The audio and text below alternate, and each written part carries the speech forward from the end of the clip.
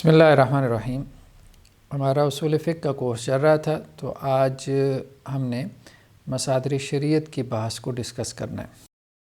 تو last time ہم نے قواعد لغویہ عربیہ کی جو ڈسکشن تھی اس کو ہم نے کمپلیٹ کیا۔ تو اب ہمارا جو تیسرا میجر ٹاپک ہے اصول فقہ کے کورس میں، اب ہم اس کا آج آغاز کرنے جا رہے ہیں۔ تو شروع میں ہم نے بات کی تھی ایک کہ اصول فقہ جو ہے بیسیکلی اس کے چار بڑے سبجیکٹس ہیں، چار بڑے اس کے جو ہے وہ مضامین ہیں یا ٹاپکس ہیں۔ ٹھیک، کچھ اور ٹاپکس بھی شامل کیے جا سکتے ہیں، لیکن ہم کہہ رہے ہیں کہ یہ اس کے میجر ٹاپکس ہیں۔ بعض لوگوں نے مقاصد شریعت کو بھی اس میں شامل کر لیا ہے، لیکن کچھ لوگ مقاصد شریعت کو جو آبجیکٹیوز آف شریعہ ہیں ان کو علیحدہ سے ایکسپلین کرتے ہیں، بیان کرتے ہیں۔ اصول فقہ سے علیحدہ ایک باقاعدہ سبجیکٹ کے طور پہ اس کو پڑھایا جاتا ہے۔ اسی طرح سے قواعد فقہیہ کو بھی ایک علیحدہ سبجیکٹ کے طور پہ پڑھایا جاتا ہے۔ بہرحال اصول فقہ کے نام سے جو کتابیں ہمارے پاس پہنچی ہیں یا جو ذخیرہ اس امت کی روایت میں مدون ہوا، کمپائل ہوا، تو اس میں ہمیں عام طور پہ چار میجر ٹاپکس ہی ملتے ہیں اصول فقہ کے حوالے سے۔ ایک ہم نے کہا تھا مباحث حکم، جس کو ہم نے ڈسکس کر لیا تفصیل سے۔ دوسرا ہم نے کہا تھا مصادر شریعت، اس کا ہم نے آغاز کیا تھا، لیکن یہ ہے کہ درمیان میں ہم نے اس کو تھوڑا سا چھوڑ دیا۔ پھر ہم نے اس کے بعد ڈسکس کیا قواعد لغویہ عربیہ کا۔ تو قواعد لغویہ عربیہ کی بحث ہم نے مکمل کر لی ہے۔ چوتھی جو بڑی بحث ہے وہ ہے اجتہاد اور تقلید کی بحث۔ تو مصادر شریعت کی بحث میں ہم نے کہا تھا کہ دو قسم کے مصادر ہیں، ایک وہ جو مصادر اصلیہ کہلاتے ہیں، ٹھیک ہے، بنیادی مصادر یا جنہیں ہم پرائمری سورسز کہتے ہیں۔ دوسرے وہ جو کہ ثانوی مصادر کہلاتے ہیں، یعنی جنہیں ہم سیکنڈری سورسز کہتے ہیں۔ بنیادی جو سورسز ہیں ان میں ہم نے ذکر کیا تھا کتاب اللہ، ٹھیک ہے، اور سنت رسول صلی اللہ علیہ وسلم۔ اس کے بارے میں ہم نے پڑھ لیا، کتاب اللہ اور سنت رسول۔ پھر جو قواعد لغویہ عربیہ کی جو بحث تھی یہ بھی بیسیکلی اس سے متعلق تھی کہ کتاب اللہ اور سنت رسول کو ہم نے کیسے اس کو سمجھنا ہے، کیسے ہم نے ان کے اوپر قواعد لغویہ عربیہ کو اپلائی کر کے اللہ کا حکم ان سے ڈیرائیو کرنا ہے، ان سے اخذ کرنا ہے، مستنبط کرنا ہے۔ ثانوی مصادر یعنی وہ مصادر جو کہ کتاب و سنت کے علاوہ ہیں، ٹھیک ہے۔ اب ان میں سے کچھ مصادر ایسے ہیں جو کہ نقلی ہیں، یعنی ان کا تعلق نقل سے ہے، اور کچھ ایسے ہیں جو کہ عقلی ہیں، یعنی ان کا تعلق جو ہے وہ عقل سے ہے۔ تو جو نقلی ہیں، یعنی اس کا مطلب یہ نہیں ہے کہ جو نقلی ہیں ان میں عقل کا استعمال نہیں ہے، یا جو مصادر عقلی ہیں وہ نقل کی بنیاد پہ نہیں ہے۔ یہ ہم آگے چل کے اس کو مطلب جب ہم کوئی بھی سورس آف شریعہ ڈسکس کریں گے، کوئی بھی مصدر شریعت ہم بیان کریں گے، تو اس میں ہم سب سے پہلے یہ بات کریں گے کہ وہ مصدر شریعت جو ہے وہ کیسے اپنا مصدر شریعت ہونا کوالیفائی کر رہا ہے۔ یعنی ہم اگر کہہ رہے ہیں کہ یہ مصدر شریعت ہے، یعنی ادر دین کتاب و سنت کے علاوہ فلاں چیز بھی مصدر شریعت ہے، تو ہمیں پہلے یہ ثابت کرنا پڑے گا کہ کتاب و سنت اس کو مصدر شریعت قرار دیتے ہیں۔ یعنی کتاب و سنت تو پرائمری سورسز ہیں نا، تو سیکنڈری سورسز جو ہے وہی سیکنڈری سورس ہوگا جو کتاب و سنت سے جو ہے وہ اپنے سورس ہونے کی دلیل حاصل کر لے، ٹھیک ہے، یہ اہم بات ہے۔ تو عقلی کہنے کا مطلب یہ نہیں ہے کہ محض عقل سے ہم نے ان کو جو ہے وہ اخذ کر لیا ہے، بلکہ یہ ہے کہنے کا مقصد صرف یہ ہے کہ ان کے اندر ہمیں عقل کا پہلو جو ہے وہ غالب نظر آتا ہے، یہ نہیں کہ ان کی کوئی نقلی دلیل نہیں ہے یا نقل کی بنیاد پہ وہ کھڑے نہیں ہیں، ٹھیک۔ تو یہ جب ہم ان کو تفصیل سے ڈسکس کریں گے تو یہ چیزیں کھلتی چلی جائیں گی۔ تو وہ سورسز جن کا تعلق نقل سے ہے، تو ان میں جیسے اقوال صحابہ، یعنی صحابہ کے اقوال۔ اب ظاہری بات ہے صحابہ کے اقوال ایک روایت ہے نا، ایک نقل ہے نا، تو صحابہ کے اقوال سورس آف شریعہ ہیں کہ نہیں ہیں؟ یعنی کتاب و سنت کے علاوہ ہم دیکھتے ہیں کہ صحابہ کا بھی کوئی فہم تھا نا، ان کا بھی کوئی اجتہاد تھا، تو انہوں نے بھی بہت سارے جو ہے وہ فتاوی جاری کیے۔ تو صحابہ کے وہ جو اقوال ہیں وہ سورس آف شریعہ ہیں کہ نہیں ہیں، مصدر شریعت ہیں کہ نہیں ہیں؟ یعنی صحابہ کے اقوال ہمارے لیے حجت ہیں، بائنڈنگ ہیں، کیا ہے ان کی شرعی حیثیت کیا ہے، ان کا شرعی سٹیٹس کیا ہے، ٹھیک۔ اس کے بعد جو ہے وہ ایک بحث آتی ہے شرائع من قبلنا۔ شرائع من قبلنا کا مطلب یہ ہے کہ پچھلی شریعتیں، سابقہ شریعتیں جسے ہم کہتے ہیں، جیسے سابقہ کتب ہیں، جو سابقہ جو ہے پریویس سیکرڈ اسکرپچرز جنہیں ہم کہتے ہیں، تورات ہے، انجیل ہے، تو ان میں ہمیں اللہ کا جو حکم ملتا ہے اس کی شرعی حیثیت کیا ہے، ٹھیک. یا اسی طرح سے سابقہ شریعتوں کے حوالے سے کچھ چیزیں ہماری شریعت میں بیان ہو گئیں کہ بنی اسرائیل کے ہاں جو ہے نا وہ اللہ تعالیٰ نے یہ حکم نازل کیا تھا، تو اب اللہ نے یہ چیز بطور خبر کے بیان کر دی، تو اب اس کا ہمارے لیے کیا سٹیٹس ہے، ٹھیک ہے. تو شرائع من قبلنا، ظاہری بات ہے یہ بھی ایک نقل ہے، ایک روایت ہے. تو شرائع من قبلنا، پچھلی جو شریعتیں ہیں ان کا کیا حکم ہے ہمارے دین میں. اس کے بعد عرف، جسے ہم کسٹم کہتے ہیں، جسے ہم رواج کہتے ہیں، اس کو بھی ہم انشاءاللہ سے ڈسکس کریں گے. اس کا تعلق بھی کس سے ہے؟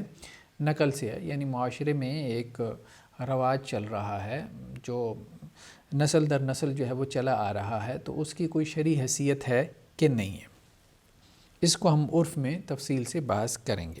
عقلی جو ہیں ان میں جیسے اجماع ہے، اجماع ایک اعتبار سے نقل میں بھی آ جاتا ہے، ٹھیک ہے، کیونکہ اجماع جو ہے وہ دو قسم کا ہے. ایک اجماع وہ ہوتا ہے جو کہ نقل کے اوپر ہوتا ہے، جیسے قرآن مجید کے قرآن ہونے پر اجماع، ٹھیک ہے. اور ایک اجماع وہ ہے جو کہ فہم کے اوپر ہوتا ہے. تو اجماع کو ہم یہاں پہ بھی رکھ سکتے ہیں، ٹھیک، اجماع کو ہم یہاں پہ بھی بیان کر سکتے ہیں. یعنی یہ نقلی جو ہے وہ مصادر شریعت میں سے بھی ہے اور عقلی میں سے بھی ہے. عقلی میں اس لیے کہ اجماع جو ہے وہ کسی فہم کے اوپر بھی ہوتا ہے، نص پر بھی ہوتا ہے، نص کے فہم کے اوپر بھی ہوتا ہے. اس کو ہم تفصیل سے آگے کھولتے ہیں. اجماع کے بعد قیاس ہے. قیاس کے بعد جیسے مسئلۃ مرسلہ ہے، اس کے بعد سد الذرائع ہے، اور اس کے بعد جو ہے وہ استحسان ہے، یا اس کے علاوہ استصحاب، ایک اور بھی مصدر شریعت جو ہے وہ بیان کیا جاتا ہے. وہ ہم انشاءاللہ سے آگے دیکھیں گے. تو آج ہم نے جس چیز کو ڈسکس کرنا ہے وہ ہے اجماع. آج ہمارا ٹاپک جو ہے وہ پہلا ٹاپک ہمارا کیا ہے، وہ ہے اجماع، ٹھیک ہے. کیونکہ کتاب و سنت کے بعد جو سب سے ساؤنڈ سورس آف شریعہ بیان کیا جاتا ہے وہ یہی اجماع ہے. تو اجماع کیا ہے، ٹھیک ہے، اس پہ آج ہم نے گفتگو کرنی ہے، اور اجماع کس طرح سے سورس آف شریعہ ہے. تو سب سے پہلی بات تو یہ ہے اجماع کا معنی اور مفہوم. یعنی اجماع کسے کہتے ہیں؟ اجماع سے مراد کنسنسس ہے. کس کا کنسنسس، کس کا اتفاق ہے؟ اجماع جمع ہونے سے ہے نا، یعنی جمع ہو جائیں. کون جمع ہو جائیں؟ یعنی تمام علماء. تمام علماء سے مراد یہاں پہ کون سے علماء ہیں؟ مجتہد. تمام مجتہد علماء جو ہیں یہ جمع ہو جائیں کسی عملی شرعی مسئلے کے اوپر. عملی شرعی مسئلہ، ٹھیک ہے. تو اس کو ہم کیا کہتے ہیں؟ اجماع کہتے ہیں. چونکہ ہم اصول فقہ پڑھ رہے ہیں نا، تو فقہ کا تعلق جو ہے وہ عملی مسائل سے ہے، ٹھیک ہے، عقیدے کے مسائل سے نہیں ہے. عقیدے کے جو مسائل ہیں، جو اسلامک تھاٹ جو ہے، وہ ہم کہاں اس کو بحث میں لے کے آتے ہیں؟ اس کو ہم علم کلام میں، اس کو ہم عقیدے کے اندر جو ہے وہ زیر بحث لاتے ہیں. تو فقہ میں عملی مسائل، تو اس لیے عملی شرعی مسائل. عملی مسائل یعنی وہ مسائل جن کا تعلق ایکشن سے ہے، ہمارے اعمال اور افعال سے، اور وہ شرعی مسائل ہیں. اگر کسی عملی شرعی مسئلے پہ تمام مجتہد علماء کا اتفاق ہو جائے، ٹھیک ہے، تو اس کو ہم کہتے ہیں کہ جی اجماع ہو گیا. اب ایک بحث ہمارے ہاں یہ کھڑی ہوئی کہ اجماع جو ہے یہ ممکن ہے کہ نہیں ہے. اجماع کا امکان، ٹھیک ہے، یا اجماع کا جو وقوع ہے، اجماع کا وقوع یہ ممکن ہے کہ نہیں ہے. یعنی تمام علماء جو ہے وہ کسی مسئلے پہ متفق ہو جائیں، تمام اسکول آف تھاٹ کے علماء، کیا یہ ممکن ہے؟ یعنی پریکٹیکلی کیا یہ پاسیبل ہے؟ یہ ایک سوال پیدا ہوتا ہے. جیسے آج ہم مطلب عام طور پہ لوگوں کی زبانوں سے یہ بات سنتے ہیں کہ جی ناممکن ہے کہ جی مولوی کسی مسئلے میں متفق ہو جائیں. تو اجماع کا مطلب یہی ہے کہ تمام علماء کا اتفاق ہو گیا. تمام علماء سے مراد جو بھی فیمس اسکول آف تھاٹس ہیں، وہ سب کے سب جو ہے اس کے جو بڑے بڑے علماء، مجتہد علماء، مطلب مجتہد علماء جن کے پاس اجتہاد یا فتویٰ جاری کرنے کی جو ہے وہ اتھارٹی ہوتی ہے، ہم ان کی بات کر رہے ہیں. مجتہد کی بات کو ہم آگے اجتہاد اور تقلید میں جا کے کھولیں گے. بہرحال مجتہد ایک مقام ہے، ٹھیک ہے، جو ہر شخص کو حاصل نہیں ہے. وہ ایک خاص کوالیفیکیشن ہے، ایک خاص مرتبہ ہے کہ جس تک پہنچنے میں کافی وقت بھی لگتا ہے اور کافی محنت بھی درکار ہوتی ہے. تمام مجتہد علماء اگر کسی مسئلے میں متفق ہو جائیں، یعنی صرف علماء کی بات نہیں کر رہے کہ جس کے ساتھ عالم دین کا ٹیگ لگا ہوا ہے، نہیں، اس کی بات نہیں کر رہے، مجتہد علماء کی بات کر رہے ہیں. علماء میں بھی آگے جو ہے وہ گریڈیشن ہے، ٹھیک ہے. تو علماء میں سے پھر مفتی ہیں، پھر مفتیان میں سے پھر کچھ آگے مزید آگے بڑھ جاتے ہیں، تو وہ مجتہدین میں شمار ہوتے ہیں جو اجتہاد کرتے ہیں. تو اجماع کا جو وقوع ہے دوسری بات یہ ہے کہ اجماع کیا ممکن ہے؟ کیا تمام مجتہد علماء کسی شرعی مسئلے میں متفق ہو سکتے ہیں؟ پریکٹیکلی یہ پاسبل ہے؟ تو اس بارے میں جو ہے وہ ہمیں فقہا کے ہاں مختلف قسم کے جو ہے وہ رویے نظر آتے ہیں۔ جیسے ہم دیکھتے ہیں امام شافعی جو ہے وہ یہ کہتے ہیں کہ اجماع جو ہے وہ مبادیات دین میں ہو سکتا ہے، یعنی امام شافعی نے کہا کہ مبادیات دین سے مراد کیا ہے؟ فنڈامنٹلز، یعنی ہمارے دین کی جو فنڈامنٹلز ہیں ان میں اجماع ممکن ہے، ٹھیک ہے۔ تو امام شافعی جو ہے ان کی بنیادی کتاب ہے جو اصول فقہ کے اوپر بھی ہے، جس کا پہلے تذکرہ گزر چکا، الرسالہ کے نام سے، ٹھیک ہے۔ تو امام شافعی اس میں یہ کہتے ہیں کہ یہ پاسبل نہیں ہے کہ تمام کے تمام علماء جو ہیں، امت کے تمام علماء کسی مسئلے میں متفق ہو جائیں۔ یعنی آپ کو کیسے معلوم ہوگا؟ یعنی امت کے تمام علماء کسی مسئلے میں متفق ہو جائیں، اس کی صورت یہی ہوگی نا کہ وہ سب ایک جگہ جمع ہوں۔ تو ایک جگہ تو وہ جمع نہیں ہو سکتے۔ اسلام تو خلفائے راشدین کے دور میں اتنا پھیل چکا تھا، لاکھوں مربع میل جو ہے وہ اسلامی ریاست کی سلطنت جو ہے وہ وسیع ہو چکی تھی۔ اب اس میں ہزاروں لاکھوں علماء تھے، ان سب کا اس دور میں کسی ایک جگہ جمع ہونا یہ امپاسبل تھا، ناممکن تھا۔ بلکہ آج بھی آپ کہیں کہ امت کے تمام علماء 60 کے قریب جو ہے وہ مسلم کنٹریز ہیں، 60 کے قریب، اب ان کے تمام علماء کا، مجتہد علماء کا کسی ایک جگہ جمع ہونا، جبکہ ہمارے پاس وسائل نقل و حرکت جو ہے وہ آج بہت وافر مقدار میں موجود ہیں، اس کے باوجود آج بھی یہ مشکل نظر آتا ہے۔ تو تمام علماء کسی ایک جگہ کوئی مجلس کریں اور کوئی ایک مسئلہ زیر بحث آئے اور وہ سب کنسنسس ڈیولپ کر لیں، پہلی بات تو یہ ہے کہ ان کا جمع ہونا ہی ممکن نہیں ہے۔ جمع ہو جائیں تو ان کا کنسنسس جو ہے وہ ممکن نہیں ہے، مطلب پاسبل نظر نہیں آتا۔ تو یہ بات جو ہے وہ امام شافعی نے کہی۔ ہاں، امام شافعی نے کہا کہ پھر اجماع سے کیا مراد ہے؟ تو انہوں نے کہا اجماع جو ہے وہ بیسیکلی ہو سکتا ہے مبادیات دین میں، فنڈامنٹلز میں۔ اور فنڈامنٹلز میں بھی کیسے ہو سکتا ہے؟ وہ ایسے ہو سکتا ہے کہ آپ مطلب کوئی ایسا بنیادی مسئلہ جو ہے وہ دین کا بیان کریں اور آپ یہ دعویٰ کریں، یہ کلیم کریں کہ اس مسئلے کے بارے میں آپ کسی بھی مجتہد عالم دین سے پوچھیں گے تو اس کا جواب وہی ہوگا جو ہمارا جواب ہے۔ تو یعنی وہ دین کا اتنا بنیادی مسئلہ ہے کہ اس میں کوئی مجتہد عالم دین اختلاف نہیں کرے گا۔ مثال کے طور پہ ہم کہتے ہیں کہ جیسے ختم نبوت۔ اب امام شافعی جو ہیں، امام شافعی کا جو تصور ہے اجماع کا، امام شافعی کے تصور اجماع کو ہم تھوڑا سا کھولتے ہوئے بیان کرتے ہیں، تو وہ یہ کہتے ہیں کہ اگر ختم نبوت کے اوپر آپ یہ کلیم کریں کہ جی اس کے اوپر جو ہے وہ اجماع ہے، تو آپ یہی کہیں گے کہ جی رسول اللہ صلی اللہ علیہ وسلم کے بعد جو آدمی نبوت کا دعویٰ کرے گا، ٹھیک ہے، تو وہ دائرہ اسلام سے خارج ہے۔ تو یہ مسئلہ جو ہے وہ تمام علماء نے اگرچہ مل بیٹھ کے بیان نہیں کیا، لیکن یہ اتنا بنیادی مسئلہ ہے کہ اگر آپ کسی بھی عالم دین سے، عالم اسلام کے کسی بھی مجتہد عالم سے یہ مسئلہ پوچھیں گے تو اس کا جواب یہی ہوگا جو ہم بیان کر رہے ہیں۔ تو اس معنی میں امام شافعی کہتے ہیں کہ اجماع ہے۔ جیسے وہ کہتے ہیں کہ جی 5 نمازوں کے اوپر اجماع ہے، یعنی تمام علماء نے مل بیٹھ کے کوئی فتویٰ جاری نہیں کیا کہ ہم اجماع کر رہے ہیں، یا تمام علماء کی کسی نے آراء جمع نہیں کی ان کی کتابوں سے، ٹھیک ہے، لیکن پھر بھی ہم یہ کہہ سکتے ہیں کہ 5 نمازوں کے اوپر اجماع ہے، رمضان کے روزوں کے اوپر اجماع ہے، ٹھیک ہے۔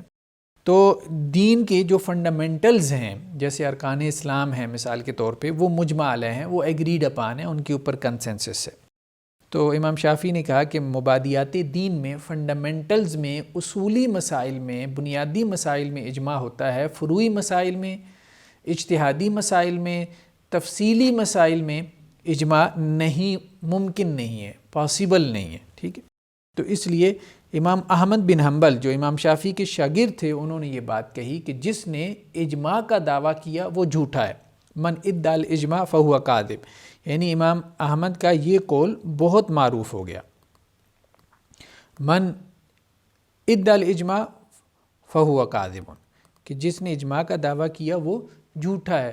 تو اس کا مطلب کیا ہے کہ کیا امام احمد اجماع کو نہیں مانتے؟ نہیں، وہ وہی بات کر رہے ہیں جو امام شافعی کہہ رہے ہیں کہ اجتہادی مسائل میں اجماع ممکن نہیں ہے، پاسبل نہیں ہے۔ اجماع زیادہ سے زیادہ دین کی مبادیات میں، فنڈامنٹلز میں ہو سکتا ہے، جیسے ارکان ایمان ہیں، ارکان اسلام ہیں۔ ارکان ایمان کیا ہیں؟ وہ 6 ہیں۔ توحید جو ہے وہ مسلمانوں کے اندر مجمع علیہ، ایگریڈ اپان مسئلہ ہے۔ رسالت جو ہے وہ مجمع علیہ مسئلہ ہے، فرشتوں پر ایمان ہے، تقدیر پر ایمان ہے، سارے مسلمان اس کو مانتے ہیں، جنت جہنم کو مانتے ہیں، عذاب قبر کو مانتے ہیں۔ تو یہ کچھ ایمانیات ایسے ہیں جنہیں ارکان ایمان کہتے ہیں، وہ سب کے مسلمانوں کے مجمع علیہ ہیں، لیکن جو تفصیلی مسائل ہوتے ہیں چاہے وہ عقیدے سے متعلق ہوں، چاہے وہ عملی مسائل ہوں، پریکٹیکل ایشوز ہوں، تو ان پہ اجماع نہیں ہوتا، ٹھیک ہے۔ تو امام احمد بن حنبل بھی جو ہے وہ اسی طرف گئے ہیں۔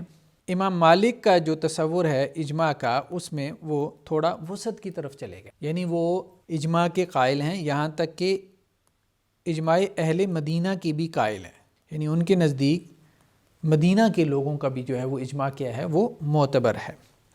اس کے بعد امام ابو حنیفہ، تو امام ابو حنیفہ کے ہاں بھی جو اجماع کا جو کانسیپٹ ہے وہ تھوڑا وسیع ہے، یعنی ان کے ہاں جو ہم آگے چل کے دیکھیں گے کہ ان کے ہاں اجماع سکوتی یا احناف کے ہاں ہم عام طور پہ دیکھتے ہیں کہ مسلک کے علماء کا اجماع، ٹھیک ہے، مسلک یا مذہب، ٹھیک ہے، تو مذہب کے علماء کا اتفاق، اس کو بھی وہ اجماع کہہ دیتے ہیں، ٹھیک ہے، یعنی حنفی مذہب کے تمام علماء کا اس مسئلے پہ اتفاق، تو اس کو بھی وہ اجماع کہہ دیتے ہیں، یعنی ان کے ہاں بھی اجماع وسیع معنوں میں مراد لے لیا جاتا ہے، لیکن بیسیکلی اجماع وہی ہے جس کو امام شافعی نے بیان کیا ہے، ٹھیک ہے، یعنی جسے ہم اصولی اجماع کہہ رہے ہیں، وہ ایک مسلک کے علماء کا اتفاق نہیں ہوتا، ایک مذہب کے علماء کا اتفاق نہیں ہوتا، اصولی اجماع سے مراد جس کا اصول فقہ میں تذکرہ آیا ہے وہ تمام امت کے اہل علم کے اجماع اور اتفاق کو کہتے ہیں۔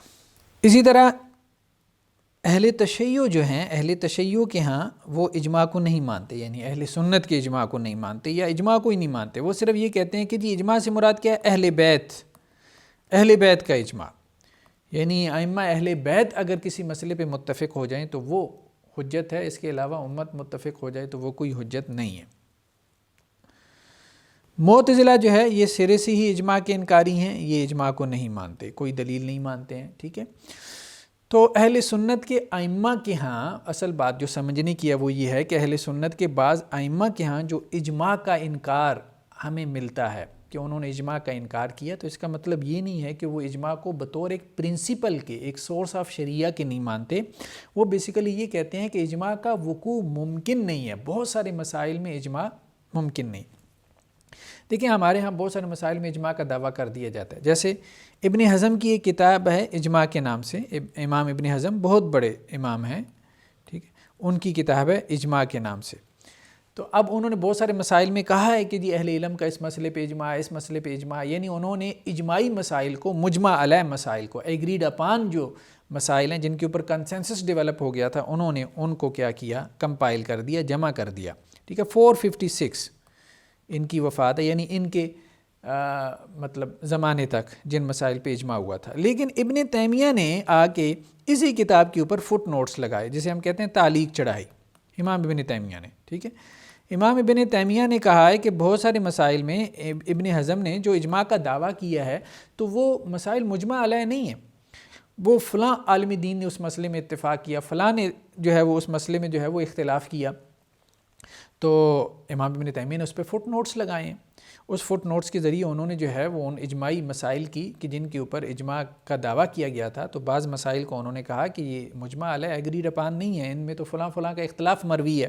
تو یہ بیسیکلی جب اجماع کا دعویٰ کیا جاتا ہے تو یہ ایک عالم دین کا مطالعہ ہے، اور اس کا مطالعہ مطلب وہ اس میں کمی بیشی ہو سکتی ہے، یعنی آپ زیادہ سے زیادہ یہ کہہ سکتے ہیں کہ وہ عالم دین یہ دعویٰ کرے کہ اس مسئلے میں مجھے کسی اختلاف کا علم نہیں ہو سکا، اور امام احمد بن حنبل عام طور پہ یہی بات کہتے ہیں، وہ یہ نہیں کہتے کہ اس مسئلے میں اجماع، وہ یہ کہتے ہیں جی ہمیں اس مسئلے میں اختلاف کا علم نہیں ہے، یعنی ہمارے علم کی حد تک اس میں کوئی اختلاف نہیں ہے، لیکن ایکچولی جو ہے وہ ہو سکتا ہے اس میں اختلاف ہو، یعنی ہم تک اختلاف نہ پہنچا ہو، کیونکہ پوری دنیا کے علماء کی آراء تو ہم نہیں جانتے۔ آج بھی کوئی آدمی یہ دعویٰ نہیں کر سکتا کہ وہ ایک مسئلے میں تمام دنیا کے علماء کی آراء کو جو ہے وہ جان چکا ہے، تو یہ جو ہے نا وہ بہرحال ایک بہت ہی مشکل اور کٹھن کام ہے۔ تو جس مسئلے میں اجماع کا دعویٰ کیا گیا ہے، یا کتابوں میں، فقہ کی کتابوں میں یا دیگر کتب میں لکھا گیا ہے کہ جی فلاں مسئلے میں اجماع ہے، ضروری نہیں ہے اس مسئلے میں واقعتاً بھی اجماع ہو۔ تو ہمیں کیسے معلوم ہوگا؟ تو عام طور پہ اس کو پہچاننے کا ذریعہ یہی ہے کہ اصولی مسائل میں اجماع ہو جاتا ہے، بنیادی مسائل میں، یعنی اگر وہ مبادیات دین سے متعلق مسئلہ ہے تو پھر آپ سمجھیں کہ وہ مجمع علیہ مسئلہ ہے، اس میں اجماع کا دعویٰ درست ہے۔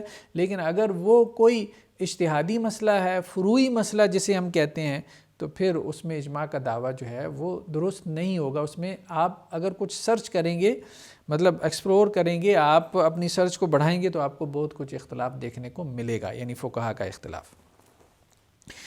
تیسری جو بحث ہے وہ کیا ہے؟ اجماع کی حجیت. یعنی اجماع جو ہے وہ حجت ہے، یہ ہمیں کیسے معلوم ہوگا؟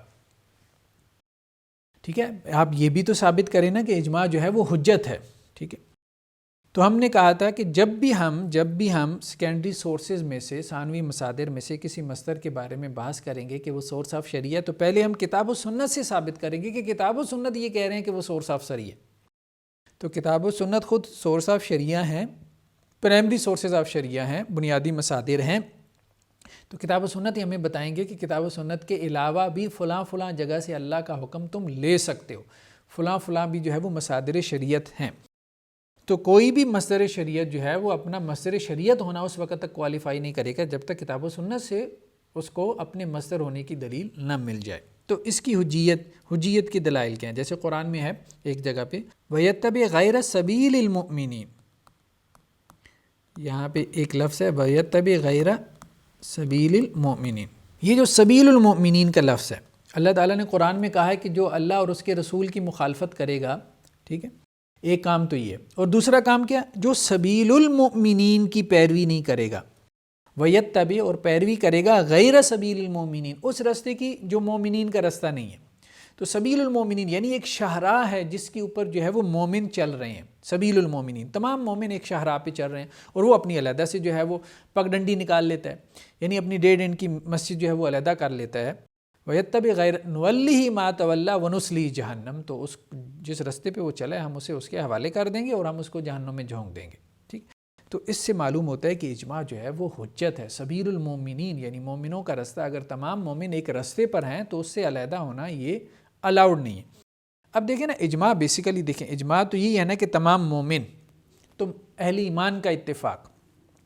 تو تمام اہل ایمان بیسیکلی، اہل ایمان جو ہے وہ کس کو فالو کرتے ہیں؟ اپنے علماء کو فالو کرتے ہیں. تو جب تمام علماء کا اتفاق ہو جائے، جیسے تمام مجتہد علماء کا اتفاق ہوگا تو ان کے جو پیروکار علماء ہیں وہ سب اتفاق کر لیں گے، اور تمام علماء کا اتفاق ہوگا تو تمام جو ہے وہ امت کا اتفاق ہو جائے گا. تو یہ امت کے اتفاق کو کیا کہا گیا؟ سبیل المومنین کہا گیا، کہ امت ایک طرف جا رہی ہے اور وہ صاحب جو ہیں وہ ایک طرف جا رہے ہیں. تو سبیل المومنین جو ہے وہ حجت ہے. اسی سے بعض ائمہ نے جو ہے وہ یہ بات بھی نکالی ہے کہ سبیل المومنین بیسیکلی جو ہے، سبیل المومنین یہ منہج کا مسئلہ ہے. یعنی منہج فہم. وہ یہ کہتے ہیں کہ یہ فہم نہیں ہے، یہ بیسیکلی کیا ہے؟ منہج فہم ہے. منہج فہم ہے یعنی منہج فہم جو ہے یہ حجت ہے. فہم جو ہے وہ تو ظاہری بات ہے کہ 20 ہی ہو سکتے ہیں نا. کتاب و سنت کا جو فہم ہے وہ تو ظاہری بات ہے کہ اگر 70 لوگ تفسیر لکھیں گے تو ان کی تفسیر میں اختلاف ہوگا. اسی طرح سے جو ہے وہ 70 لوگ جو ہے وہ حدیث کی شرح کریں گے تو ان کی شرح میں جو ہے وہ اختلاف ہو سکتا ہے. تو فہم جو ہے وہ کبھی بھی اہل ایمان کا ایک جیسا نہیں ہوگا، اس میں آپ کو ویریشن نظر آئے گی. لیکن یہ کہ منہج فہم جسے ہم ریسرچ میتھڈالوجی کہتے ہیں، یعنی کتاب و سنت کو سمجھنے کے جو اصول ہیں، جو پرنسپلز ہیں، ٹھیک ہے، اس کو ہم منہج فہم کہہ رہے ہیں. تو وہ ایک ہونا چاہیے. تو وہ تو کم از کم ایک ہو سکتا ہے. تو یعنی اصول فقہ جو اہل ایمان کے ہاں طے ہو چکے ہیں، سبیل المومنین سے مراد وہ ہیں. تو بعض اہل علم نے کہا ہے کہ سبیل المومنین سے مراد فقہ نہیں ہے، بلکہ اس سے مراد اصول فقہ ہے. کیونکہ فقہ جو ہے وہ تو 15-20 بھی ہو سکتی ہیں، اس میں تو اتفاق ہی نہیں ہو سکتا، لیکن اصول فقہ میں کم از کم اتفاق ہو سکتا ہے. بہرحال یہ بھی اس کی ایک تعبیر کی گئی ہے. اسی طرح قرآن مجید میں ایک اور جگہ پہ ارشاد ہے وَكَذَلِكَ جَعَلْنَاكُمْ أُمَّةً وَسَطًا لِتَكُونُوا شُهَدَاءَ عَلَى النَّاسِ، ہم نے تمہیں امت وسط بنایا تاکہ تم کیا ہو جاؤ؟ لِتَكُونُوا شُهَدَاءَ عَلَى النَّاسِ، تاکہ تم لوگوں پہ کیا ہو جاؤ؟ گواہ بن جاؤ. اللہ تعالیٰ نے یہ امت کو کہا ہے، یعنی اس امت کو، امت مسلمہ کو کہا ہے کہ تاکہ تم لوگوں پہ یعنی کافروں پہ گواہ بن جاؤ. تو اس امت کی گواہی کیا ہوگی؟ قیامت کے دن بھی قابل قبول ہوگی. تو جب اس امت کی گواہی جو ہے وہ قیامت کے دن قابل قبول ہوگی، یعنی اس امت کی گواہی کی وجہ سے لوگوں کے بارے میں فیصلہ ہوگا جنت اور جہنم کا، ٹھیک ہے. تو ظاہری بات ہے کہ یہ امت اپنی اجماعی حیثیت میں امت جو ہے وہ اپنی اجماعی حیثیت میں کیا ہے؟ معصوم ہے. یہ بات امام ابن تیمیہ نے کہی ہے، اجماعی حیثیت میں معصوم ہے، ٹھیک. یعنی جیسا کہ بعض روایات کا بھی مفہوم یہی ہے، جیسے یہ روایات کہ لا تجتمع امتی علی الضلالہ، لا تجتمع امتی علی الضلالہ، میری امت جو ہے وہ گمراہی پہ کبھی جمع نہیں ہوگی.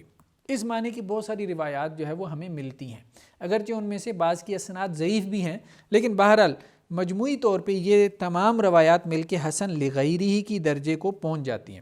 میں نے اپنے پی ایچ ڈی کی تھیسس میں عصر حاضر میں اجتماعی اجتہاد ایک تجزیاتی مطالعہ، اس میں تفصیل سے اس روایت کی جو ہے وہ اسناد کے اوپر بحث کی ہے. تو مجموعی اعتبار سے یہ روایت جو ہے وہ حسن درجے کی ہے، یعنی یہ مقبول روایت ہے، ایکسیپٹڈ ہے، اگرچہ جو ہے وہ اس کی بعض اسناد کے اوپر کافی کچھ جرح موجود ہے. تو لا تجتمع امتی علی الضلالہ، میری امت گمراہی پہ جمع نہیں ہوگی. تو اس معنی کی روایات بھی ہیں، اور یہ معنی جو ہے وہ قرآن مجید سے بھی ثابت ہوتا ہے کہ یہ امت ویسے تو معصوم نہیں ہے، معصوم تو صرف نبی ہوتے ہیں، لیکن یہ امت اپنی اجماعی حیثیت میں معصوم ہے، یعنی پوری امت کبھی غلطی نہیں کر سکتی. یہ ممکن نہیں ہے کہ پوری امت غلطی کر جائے، یہ تو ممکن ہے امت میں سے ایک بڑا حصہ غلطی کر جائے یا ایک چھوٹا حصہ غلطی کر جائے. تو امت میں ہمیشہ ایسے لوگ موجود رہیں گے کہ جو حق کو واضح کرتے رہیں گے، لیکن یہ ہے کہ پوری امت ہی گمراہی پہ جمع ہو جائے، پوری امت ہی غلطی کر جائے، تو یہ کیوں ممکن نہیں ہے؟ کیونکہ اس امت کی تو گواہی ہونی ہے دوسری امتوں کے خلاف، اس امت کی گواہی پہ تو آخرت کے فیصلے ہونے ہیں. اگر یہ امت خود غلطی پہ جمع ہو سکتی ہے تو اس کی گواہی کیسے قابل قبول ہوگی؟ تو یہ ممکن نہیں ہے. تو بہرحال اجماع جو ہے یعنی امت کا اتفاق، امت کے اتفاق سے مراد امت کے علماء کا اتفاق، یعنی ان کے مجتہد علماء کا اتفاق. بہرحال یہ ایک بہت بڑی دلیل ہے. اگر کسی مسئلے میں تمام مجتہد علماء جو ہے وہ متفق ہو جائیں تو اس سے اختلاف کرنا درست نہیں ہے. یعنی ہم کسی کو جس طرح سے کتاب و سنت کی دلیل دیتے ہیں، وہ کہتا ہے یہ مسئلہ اس کی دلیل کیا، تو آپ کہتے ہیں کتاب اللہ ہے یا سنت رسول ہے. اسی طرح آپ کسی کو کہہ سکتے ہیں یار اس مسئلے کی دلیل جو ہے وہ کیا ہے، وہ اجماع ہے. تمام امت کے اہل علم کا اس مسئلے پہ اتفاق ہے. تو اب باقی دیکھ لیا جائے کہ اس مسئلے میں اجماع ہے کہ نہیں ہے، یہ تحقیق تو کی جا سکتی ہے، لیکن اگر اس مسئلے میں اجماع ہے تو پھر اس سے اختلاف کی گنجائش نہیں ہوتی. تو اجماع ہم نے کہا تھا، اجماع جس طرح ہم نے کہا کہ نص کے اوپر ہوتا ہے، نص کے اوپر یعنی یہ قرآن ہے جو رسول اللہ صلی اللہ علیہ وسلم نے ہمیں دیا ہے، یہ وہی قرآن ہے، ٹھیک ہے. تو اسی طرح سے جو ہے وہ اجماع جو ہے وہ نص کے فہم پہ بھی ہوتا ہے، نص کا فہم. تو جس طرح سے اس پہ اجماع ہوا ہے معوذتین، ایک ڈبیٹ ہمارے ہاں کلاسیکل پیریڈز میں پیدا ہوئی کہ سورہ فلق سورہ ناس قرآن کا حصہ ہیں کہ نہیں ہے، ٹھیک ہے. تو سورہ فلق اور سورہ ناس قرآن کا جز ہیں. یہ رسول اللہ صلی اللہ علیہ وسلم کے مطلب علاج کے لیے جو ہے وہ صرف نازل نہیں ہوئی تھیں، یہ قرآن کے ایک جز اور پارٹ کے طور پہ نازل ہوئی تھیں، اور اس پہ امت کا کیا ہے، اجماع ہے. تو یہ کیا، یہ نص کے اوپر اجماع کہ یہ چیز قرآن ہے کہ نہیں ہے. قراءت متواترہ قرآن ہیں کہ نہیں ہے، قراءت متواترہ، ٹھیک ہے. یہ اب ہم انشاءاللہ سے اصول تفسیر میں اس بات کو کھولیں گے قراءت متواترہ کیا ہیں. تو اسی طرح سے قراءت شاذہ ایک اصطلاح استعمال ہوتی ہے، قراءت شاذہ قرآن ہیں کہ نہیں ہے، ٹھیک ہے. تو قراءت متواترہ قرآن ہیں، قراءت شاذہ جو ہے وہ قرآن نہیں ہے، ٹھیک ہے. تو اب یہ چیزیں کیا ہیں، یہ اجماعی ہیں. تو اسی طرح سے نص کا فہم کہ یہ نص ہے، یہ قرآن مجید کی آیت ہے، یہ حدیث ہے، حدیث کا ٹیکسٹ ہے، اس کا یہ معنی ہے. تو بعض اوقات نص کے فہم پہ بھی اجماع ہو جاتا ہے، ٹھیک ہے. تو ایک اہم بحث ہم آپ کو بتاتے چلیں کہ غامدی صاحب جو ہے، غامدی صاحب اجماع کے قائل ہیں، لیکن وہ اس اجماع کے قائل ہیں. وہ یہ کہتے ہیں کہ نص کے اوپر اجماع ہوتا ہے، نص کے فہم پہ کبھی اجماع نہیں ہو سکتا. غامدی صاحب کا کہنا یہ ہے، ٹھیک ہے. لیکن یہ تصور جو ہے وہ ٹھیک نہیں ہے. نص پہ بھی اجماع ہوتا ہے، نص پہ بھی اجماع ہوتا ہے کہ یہ حدیث ہے، ٹھیک ہے. جیسے صحیح بخاری کی یہ روایات رسول اللہ صلی اللہ علیہ وسلم کے فرامین ہیں، تمام امت کا اس پہ اجماع ہے کہ یہ نص ہے، یہ اللہ کے رسول کی سنت ہے، یہ قرآن مجید کی آیت ہے، اس پہ بھی اجماع ہوتا ہے. اور اس آیت کا یہ معنی اور مفہوم ہے، اور اس حدیث کا یہ معنی اور مفہوم ہے، اس پہ بھی علماء کا اجماع ہو جاتا ہے. جیسے اقیم الصلاۃ. اب یہ ایک نص ہے کہ یہ قرآن مجید کی آیت ہے، اس پہ بھی اجماع ہے. اور اس آیت کا مطلب کیا ہے، نماز فرض ہے، نماز فرض ہے اس آیت کا. تو اس نماز فرض ہے، اس کے اوپر بھی کیا ہے، اجماع ہے، ٹھیک ہے. اقامت صلاۃ جو ہے یہ فرض ہے، اس کے اوپر بھی امت کا تو نص پہ بھی اجماع ہے، نص کے فہم پہ بھی جو ہے وہ علماء کا جو ہے وہ اجماع ہو جاتا ہے. لیکن ضروری نہیں نص کے فہم پہ اجماع ہو. بعض اوقات ایک آیت کی تفسیر میں اختلاف ہو جاتا ہے، وہ بات ٹھیک ہے، لیکن نص کے فہم پہ بھی جو ہے وہ اجماع ہوتا ہے. تو اجماع جو ہے وہ بعض اوقات نص پہ ہوتا ہے اور بعض اوقات جو ہے وہ نص کے فہم پر ہوتا ہے، ٹھیک ہے. یعنی اجماع جو ہے ہم نے کہا کہ دو قسم پر ہے اجماع. اجماع کی اقسام اگر ہم کہیں اجماع کی اقسام، تو اجماع کی اقسام جو ہے وہ دو قسم کی ہیں. ایک کیا ہے کہ نص پر اجماع، اور ایک یہ ہے کہ نص کے فہم پر اجماع. نص کے فہم پر اجماع، ٹھیک ہے. اجماع کی ایک اور اعتبار سے بھی جو ہے وہ دو قسمیں ہم کر سکتے ہیں. ایک اور پہلو سے بھی اجماع کی اقسام دو، ایک جسے ہم اجماع صریح کہتے ہیں اور ایک وہ جسے ہم اجماع سکوتی کہتے ہیں. اجماع صریح اور اجماع سکوتی. اجماع صریح یعنی تمام علماء بول کر یا لکھ کر یعنی صراحت کے ساتھ اپنی رائے کا اظہار کر دیں، صراحت کے ساتھ، تو اس کو کیا کہتے ہیں؟ اجماع صریح. اجماع سکوتی میں کیا ہے کہ چند علماء نے اپنی رائے کا اظہار کیا ہے، یہاں پہ سب نے اظہار کیا ہے، سب نے. اب ظاہری بات ہے کہ سب علماء کسی مسئلے میں اپنی رائے کا اظہار کریں، یہ عام طور پہ ہوتا نہیں ہے، ٹھیک ہے، عام طور پہ ہوتا نہیں ہے. اور اگر ہو جائے تو ان سب کی آراء کو کمپائل کرنا ایک جگہ پہ یہ بہت مشکل ہو جاتا ہے. لیکن اجماع سکوتی یہ نسبتاً جو ہے وہ ممکن ہے، یہ پاسبل ہے. لیکن اس میں یہ ڈیبیٹ کھڑی ہوئی کہ یہ اجماع ہے کہ نہیں ہے، ٹھیک ہے. تو اجماع سکوتی یہ ہے کہ بعض علماء اپنی رائے کا اظہار کریں اور باقی علماء اس پہ خاموشی اختیار کریں. تو باقی علماء نے جو اس رائے پہ خاموشی اختیار کی، تو کیا ان کی خاموشی جو ہے یہ اس بات کی دلیل ہے کہ انہیں اس مسئلے سے اتفاق ہے جنہوں نے اپنی رائے کا اظہار کر دیا؟ یعنی ان کا سکوت جو ہے وہ کیا ان کی تائید کے معنی میں لیا جائے گا؟ تو اس میں اختلاف ہو گیا، ٹھیک ہے. لیکن جمہور علماء جو ہے وہ اس کے قائل نہیں ہیں، وہ کہتے ہیں کہ یہ اجماع نہیں ہے، یہ اجماع نہیں ہے. لیکن احناف جو ہے وہ اس کو اجماع مانتے ہیں، احناف اس کو اجماع مانتے ہیں. لیکن حقیقت یہ ہے کہ اجماع سکوتی جو ہے وہ اجماع نہیں ہے. اس کی وجہ یہی ہے کہ اگر بعض علماء خاموش ہیں، کچھ مجتہد علماء نے اپنی رائے کا اظہار کر دیا، بقیہ نے خاموشی اختیار کی، تو اب ان کی خاموشی کی مختلف ریزنز ہو سکتی ہیں، مختلف وجوہات ہو سکتی ہیں، ٹھیک ہے. تو یہ تو صرف نبی اور رسول کے لیے ہے نا کہ وہ حق بات کو واضح کرنے کے لیے ضروری گفتگو کرے گا. لیکن کسی مجتہد کو تو ہم پابند نہیں کر سکتے. ہو سکتا ہے اسے جو ہے وہ حاکم کا خوف لاحق ہو سکتا ہے کوئی اور مسئلہ تو اس کے پیش نظر ہو سکتا ہے ابھی اس کا مطالعہ جو ہے وہ اس موضوع پہ اتنا نہ ہو، یا ہو سکتا ہے کہ وہ اس بات کو اہمیت ہی نہ دے کہ مجھے اس مسئلے میں گفتگو کرنی چاہیے. مختلف ریزنز ہو سکتی ہیں. ایک مجتہد عالم دین کے کسی مسئلے میں خاموش ہونے کی، اس کی خاموشی کا مطلب ہرگز نہیں ہے کہ اگر کسی نے اپنی رائے کا اظہار کر دیا تو اب وہ اس کا مؤید ہی ہے، اب اس کے لیے ضروری ہے کہ وہ نہی عن المنکر کا فریضہ سر انجام دیتے ہوئے اس کا انکار ہی کرے. نہیں، ضروری نہیں ہے. تو اس لیے اجماع سکوتی حجت نہیں. البتہ امام احمد نے ایک بات کی ہے. امام احمد بن حنبل یہ کہتے ہیں کہ یہ اجماع تو نہیں ہے لیکن یہ حجت ہے.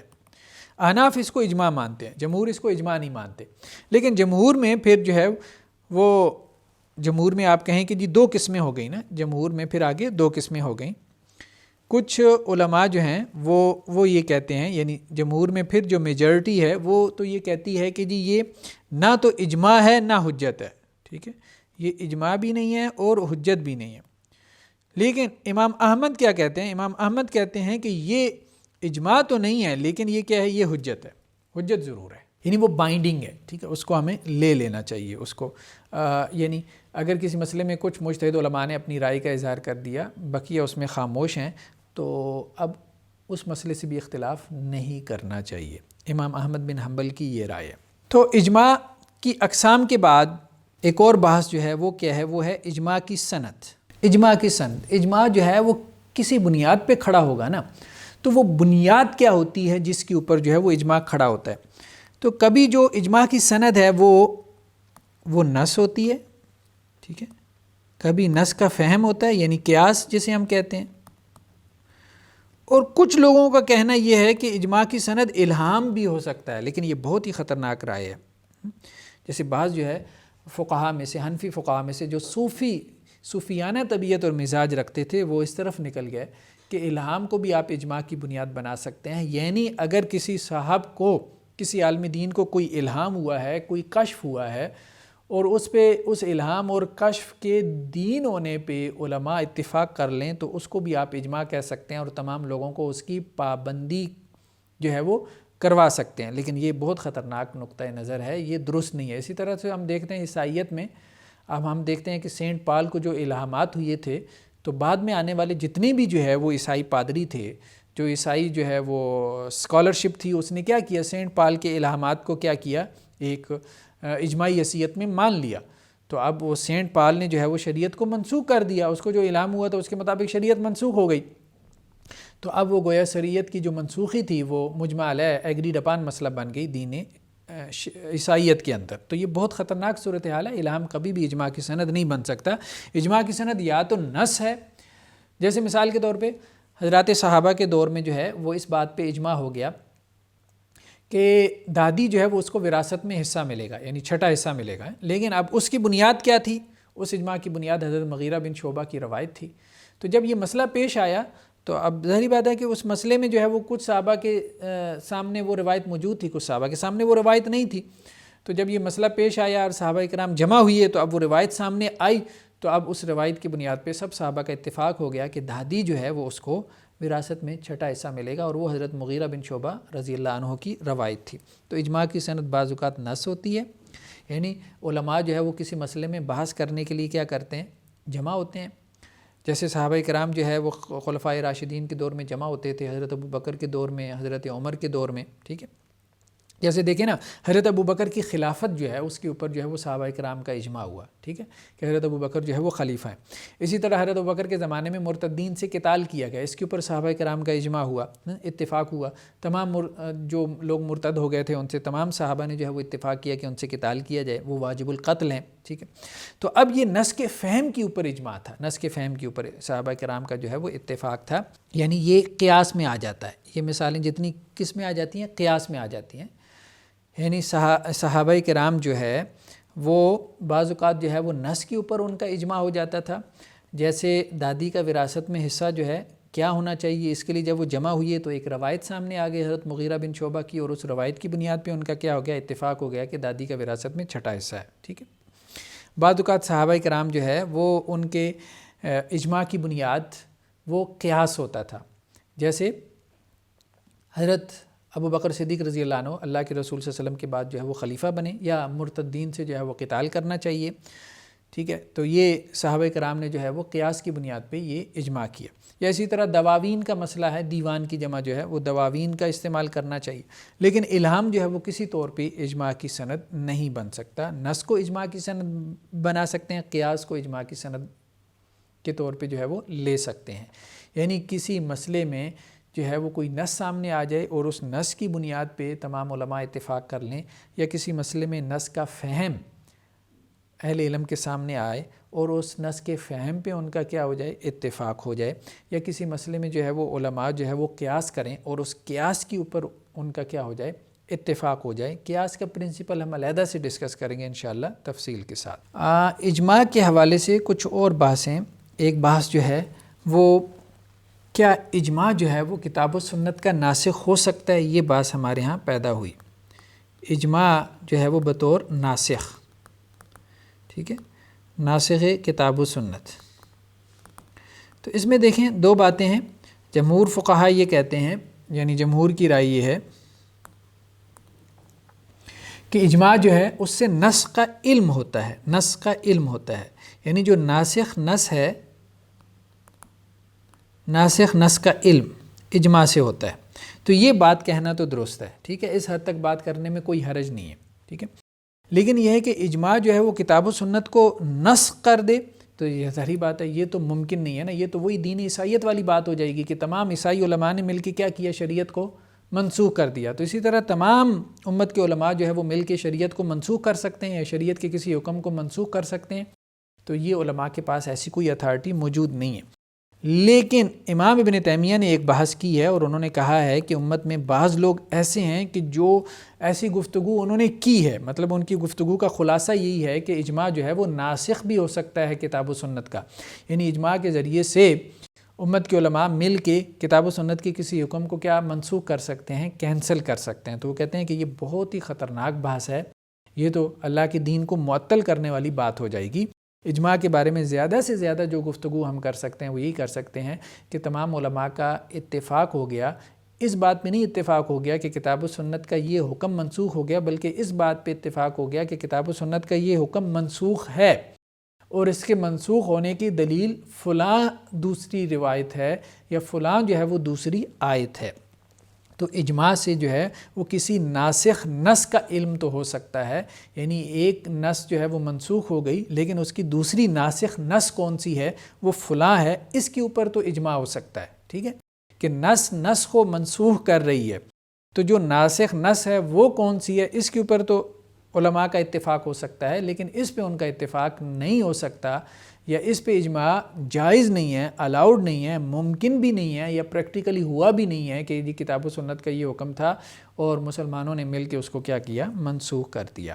پھر ایک بحث ہے دو اقوال کے اوپر اجماع، دو اقوال کے اوپر اجماع، کیا دو اقوال پر اجماع جو ہے یہ ممکن ہے؟ ٹھیک ہے، یعنی ابھی تک تو ہم یہ بحث کر رہے تھے نا کہ امت میں مجمع علیہ مسئلہ کس کو کہتے ہیں، اجماعی مسئلہ کس کو کہتے ہیں، کہ ایک ہی رائے ہے، کسی مسئلے کے اندر ایک ہی رائے ہے، کوئی دوسری رائے پیش ہی نہیں ہوئی۔ لیکن اگر ہم جیسے کہ ابھی 1400 سال تو گزر چکے ہیں، ہمارے پاس فقہی ذخیرہ موجود ہے، صحابہ کرام سے لے کے فقہا تک، فقہا سے لے کے معاصر جو ہمارے علماء ہیں ان تک، سب کے سب کی آراء جو ہے وہ ہمارے سامنے موجود ہیں۔ اگر ایسا ہو کہ کسی مسئلے میں علماء کی ایک کے بجائے دو رائے ہمارے سامنے آ جائے، یعنی ایک مسئلے میں دو ہی آراء ہیں، کوئی تیسری رائے موجود نہیں ہے یہ 1400 سال کے فقہی ذخیرے میں، تو اب کیا ہم کہہ سکتے ہیں کہ یہ جو دو آراء ہیں ان کے اوپر اجماع ہے اور تیسری رائے پیش نہیں کی جا سکتی؟ ٹھیک ہے، تو اس میں جمہور علماء یہ کہتے ہیں کہ نہیں، دو اقوال کے اوپر اجماع نہیں ہوتا۔ احناف یہ کہتے ہیں کہ نہیں، دو اقوال پہ بھی اجماع ہو جاتا ہے، ٹھیک ہے، یعنی جمہور یہ کہتے ہیں کہ اگر کسی مسئلے میں دوسرا قول موجود ہے، اگر دوسرا قول آ گیا تو اس کا مطلب یہ ہے کہ وہ مسئلہ اجماعی نہیں رہا، اب تیسرا قول بھلے 1400 سال بعد آ جائے تو وہ آ جائے تو اس سے اجماع کی مخالفت نہیں ہوگی، تیسری قول کی گنجائش باقی رہے گی۔ لیکن احناف یہ کہتے ہیں کہ نہیں، اگر ایک مسئلے میں دو ہی اقوال ہمیں امت میں ملتے ہیں تو پھر تیسرے قول سے اجتناب کرنا چاہیے، تیسری رائے سامنے نہیں لانی چاہیے۔ ہم یہ کہہ سکتے ہیں کہ جی دو اقوال کے اوپر امت کا اتفاق ہو گیا، اب کوئی تیسرا قول نہیں لایا جا سکتا۔ لیکن صحیح بات وہی ہے جو کہ جمہور کہہ رہے ہیں، مطلب یہ ہے کہ اگر دو اقوال، صحابہ میں بھی اگر دو اقوال موجود ہیں، ٹھیک ہے، تو صحابہ میں بھی دو اقوال اگر ہیں تو تیسرا قول جو ہے وہ لانے کی گنجائش موجود ہوتی ہے، کیونکہ ایک صحابی نے اگر دوسرے سے اختلاف کر لیا تو بعد میں آنے والے بھی اختلاف کر سکتے ہیں، یہ چیز جو ہے وہ لاجیکل معلوم ہوتی ہے۔ اجماع کی بحث میں ایک آخری بحث کیا ہے، اجماع اہل مدینہ۔ اجماع اہل مدینہ، یعنی کچھ لوگوں نے اجماع کی مخصوص ٹرمز بھی استعمال کی ہیں، اجماع کی مخصوص ٹرم میں جیسے اجماع اہل بیت ہمیں اہل تشیع کے ہاں ملتے ہیں کہ ان کے جو ائمہ ہیں، 12 جو ان کے امام ہیں، تو ان کا جو ہے وہ اجماع، اس کو وہ کہتے ہیں کہ جی اجماع اہل بیت۔ اسی طرح اجماع جو ہے وہ علماء حرمین، مکہ اور مدینہ کے علماء کا اجماع، یہ بھی ایک اصطلاح ہمیں اصول فقہ کی کتابوں میں ملتی ہے۔ اسی طرح اجماع اہل مدینہ، یہ مالکی سکول آف تھاٹ میں یہ اصطلاح بہت معروف ہو گئی، تو اس کی کیا حقیقت ہے؟ تو دیکھیں، اجماع اہل مدینہ جو ہے یہ 4 طرح سے اس کو تقسیم کیا ہے اہل علم نے۔ ایک تو وہ ہے جو دور نبوی میں ہوا، دوسرا وہ جو حضرت عثمان کے دور سے پہلے ہوا، ما قبل عثمان دور ہم جسے کہتے ہیں، حضرت عثمان کے دور سے پہلے۔ اس کی وجہ یہ ہے کہ حضرت عثمان رضی اللہ عنہ کی شہادت کے ساتھ ہی گویا کہ فتنوں کے دور کا آغاز ہو گیا تھا، تو ما قبل عثمان دور کی اہمیت اس لیے اہم ہے کہ اس سے پہلے یہ امت جو ہے وہ فتنوں سے بچی ہوئی تھی، اس کے بعد جو ہے وہ فتنے کھڑے ہو گئے۔ اس کے بعد جو ہے وہ ما بعد عثمان دور ہے، حضرت عثمان کے بعد کا دور ہے رضی اللہ عنہ، یعنی خلفائے راشدین کا دور آپ کہہ سکتے ہیں، یا اس کے بعد جو ہے وہ صحابہ کا دور، اور اس کے بعد جو ہے وہ متاخرین کا دور ہے، یعنی بعد میں آنے والے ادوار ہیں اہل مدینہ کے۔ تو دور نبوی تو ظاہری بات ہے، یہ تو سب کے نزدیک جو ہے اللہ کے رسول صلی اللہ علیہ وسلم کے دور میں اگر اہل مدینہ کا اتفاق ہو گیا تو، یا وہ اجماع جو کہ دور نبوی سے چلا آ رہا ہے، تو وہ حجت ہے، سب کے نزدیک حجت ہے۔ جیسے سا اور مد کی مقدار، لیکن سا ایک پیمانہ ہے نا، جیسے کہا گیا کہ آپ نے جب صدقہ فطر نکالنا ہے رمضان کے روزوں کے لیے تو سا جو ہے وہ 1 سا نکالنا ہے یا نصف سا نکالنا ہے. تو سا ایک پیمانہ تھا جس کے ذریعے اجناس جو ہے گندم یا چاول یا جو یا کھجور وغیرہ جو ہے وہ تول کر دی جاتی تھی. تو یہ ماپ کا ایک پیمانہ تھا. اب سا کتنا ہے؟ ٹھیک ہے، جیسے ہمارے ہاں کلوں کا جو باٹ ہے، اسی طرح جو لیٹر ہے اس کی مقدار میں بعض اوقات جو ہے وہ جغرافیائی حدود جب مختلف ہو جائیں تو ان کی مقداروں میں بھی اختلاف ہو جاتا ہے. تو یہی معاملہ تھا. شام میں جو سا تھا وہ اور تھا، کوفہ میں جو سا تھا اس کی مقدار اور تھی، مدنی جو سا تھا اس کی مقدار اور تھی. تو اب جو دور نبوی کا سا چلا آ رہا تھا تو اب گویا کہ وہی سا جو ہے وہ معتبر تھا. اس حوالے سے ایک قصہ بھی ہم نے بیان کیا تھا کہ جب امام محمد آئے ہیں امام مالک سے پڑھنے کے لیے تو سا کی مقدار میں اختلاف ہو گیا. تو امام مالک نے کیا کیا کہ جو لوگ وہاں پہ موجود تھے انہیں کہا کہ اپنے گھروں سے سا اٹھا کے لے آؤ. تو وہ سب اپنے گھروں سے سا جو ہے وہ اٹھا کے لے آئے. اب وہ جو سا تھے وہ ان کو وراثت میں ملے تھے اپنے والدین سے، اور ان کو اپنے والدین سے وراثت میں ملے تھے. یعنی یہ سب جو مدینہ میں رہنے والے لوگ تھے یہ صحابہ کرام کی اولاد میں سے تھے. تو گویا کہ یہ صحابہ کرام کے برتن تھے. تو دور نبوی سے مراد ضروری نہیں کہ اللہ کے رسول صلی اللہ علیہ وسلم کے زمانے میں ہی وہ اجماع ہوا، کیونکہ جب تک اللہ کے رسول موجود تھے تو صحابہ کرام تو خود اللہ کے رسول کی طرف رجوع کرتے تھے. آپ صلی اللہ علیہ وسلم ہی جو ہے وہ مصدر شریعت ہوا کرتے تھے. مطلب یہ ہے کہ وہ اجماع جو دور نبوی سے چلا آ رہا تھا. تو یہ جو برتن تھے یہ دور نبوی سے چلے آ رہے تھے، صحابہ کرام سے ان کی اگلی نسل کو، ان سے ان کی اگلی نسل کو، ان سے ان کی اگلی نسل کو منتقل ہوئے. تو اب گویا کہ یہ سا جو تھے جو امام مالک نے کہا کہ لوگ جو ہے وہ اپنے گھروں سے اٹھا کے لے کے آئے تو یہ دور نبوی سے چلے آ رہے تھے. تو اس لیے یہ جو سا ہے یہ اس کی مقدار یہی ہے، اور اس کے اوپر جو ہے وہ کیا ہے، اہل مدینہ کا اتفاق ہے کہ نبوی دور کا سا جو ہے وہ یہی ہے، اس کی مقدار یہی ہے. تو اب یہ جو اہل مدینہ کا اتفاق ہے یہ حجت ہے. یہ تمام امت کے لیے اس کو فالو کرنا جو ہے وہ ضروری ہے جو دور نبوی سے چلا آ رہا ہو. ما قبل عثمان دور یعنی حضرت عثمان رضی اللہ عنہ سے پہلے کے دور کا جو اجماع ہے اس کی کیا شرعی حیثیت. تو اس اجماع میں جمہور جو ہیں وہ اس کی حجت کے قائل ہیں، جبکہ احناف جو ہے وہ اس کی حجت کے قائل نہیں ہیں. جمہور وہ یہ کہتے ہیں کہ حضرت عثمان رضی اللہ عنہ کے دور سے پہلے کا جو اجماع ہے وہ اجماع جو ہے وہ معتبر ہے، وہ صحابہ کرام کے دور کا اجماع ہے، یعنی اولین صحابہ کرام کے دور کا اجماع ہے. تو اس اجماع کی ہمیں پابندی کرنی چاہیے. یعنی اس اجماع کے بارے میں غالب گمان یہی ہے کہ وہ رسول اللہ صلی اللہ علیہ وسلم سے ہی چلا آ رہا ہوگا. اور اسی طرح سے ما بعد عثمان دور، اس کے بارے میں جمہور یہی کہتے ہیں کہ یہ حجت ہے، لیکن وہ ساتھ میں ایک شرط عائد کرتے ہیں جس کا ہم ابھی تذکرہ کرتے ہیں، جبکہ احناف کے نزدیک یہ حجت نہیں ہے. جمہور یہ کہتے ہیں کہ یہ اس وقت حجت ہے جب کہ کسی روایت کے دو فہم یعنی ایک روایت ہے اس کے دو فہم، دو انڈرسٹینڈنگ جو ہے وہ ہمارے سامنے آئی ہیں، یا ہمارے سامنے دو قسم کے قیاس آئے ہیں، دو قیاسات آئے ہیں. ایک قیاس اس طرح سے کیا گیا ہے، دوسرا قیاس اس طرح سے کیا گیا ہے. تو اب جس فہم یا جس قیاس کی تائید جو ہے وہ اہل مدینہ کے عمل سے ہو جائے یا اجماع سے ہو جائے، اجماع اہل مدینہ سے ہو جائے، جس فہم یا جس قیاس کی تائید، تو وہ جو ہے وہ حجت ہو جاتا ہے جمہور کے نزدیک. تو یہ بات کسی قدر جو ہے وہ لاجیکل معلوم ہوتی ہے، کیونکہ مدینہ بہرحال صحابہ کرام کا مرکز رہا ہے. رسول اللہ صلی اللہ علیہ وسلم کے جانے کے بعد، رحلت کے بعد، صحابہ کرام اگرچہ مختلف شہروں میں پھیل گئے، لیکن حضرت عمر کے دور تک بھی ہم یہی بات دیکھتے ہیں. حضرت عمر کے دور تک یعنی ما قبل عثمان دور جسے ہم کہہ رہے ہیں، تو صحابہ کرام بڑے بڑے جو کبار صحابہ تھے، جو فقہا صحابہ تھے، وہ سب کے سب ہمیں مدینہ میں ہی نظر آتے ہیں، مدینہ میں موجود تھے.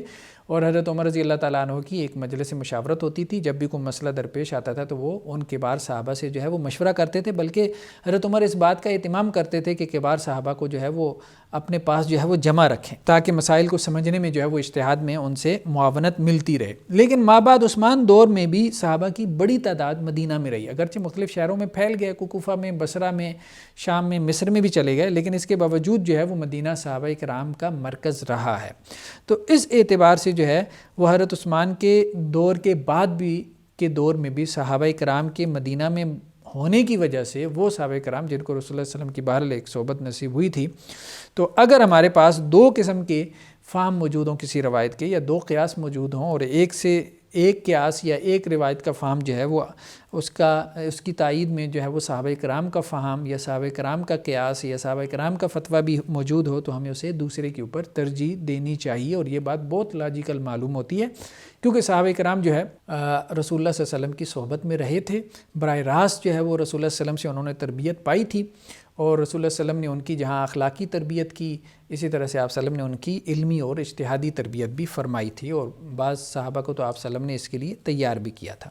ہاں، جہاں تک بات ہے متاخرین یعنی صحابہ کے دور کے بعد جو تابعین کا دور ہے، تبع تابعین کا دور ہے، پھر اس کے بعد جو ہے وہ اہل مدینہ ہیں، تو اس میں جمہور جو ہیں، اس میں شافعی بھی ہیں، مالکی بھی ہیں، حنبلی بھی ہیں، تو وہ یہ کہتے ہیں کہ یہ حجت نہیں ہے، لیکن بعض مالکیہ یہ کہتے ہیں، بعض مالکیہ یا آپ کہہ لیں کہ اکثر مالکیہ بھی یہ کہتے ہیں کہ یہ حجت ہے۔ وہ آج کے دور کے علماء جو مدینہ کے ہیں وہ ان کی رائے کو بھی کیا کرتے ہیں، حجت مانتے ہیں، لیکن یہ رائے جو ہے وہ درست نہیں ہے، یہ رائے ہمارے نزدیک درست نہیں ہے۔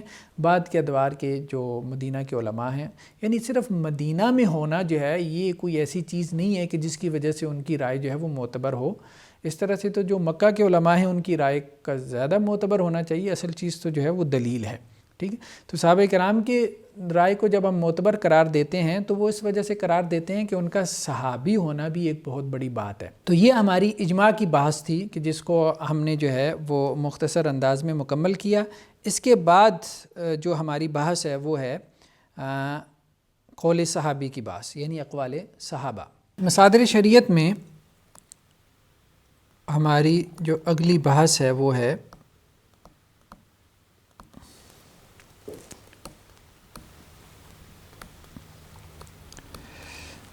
یعنی سب سے پہلے ہم نے جو ہے وہ اجماع کی بحث پڑھی، پھر اس کے بعد ہماری جو دوسری بحث ہے وہ ہے ثانوی مصادر میں اقوال صحابہ کی بحث۔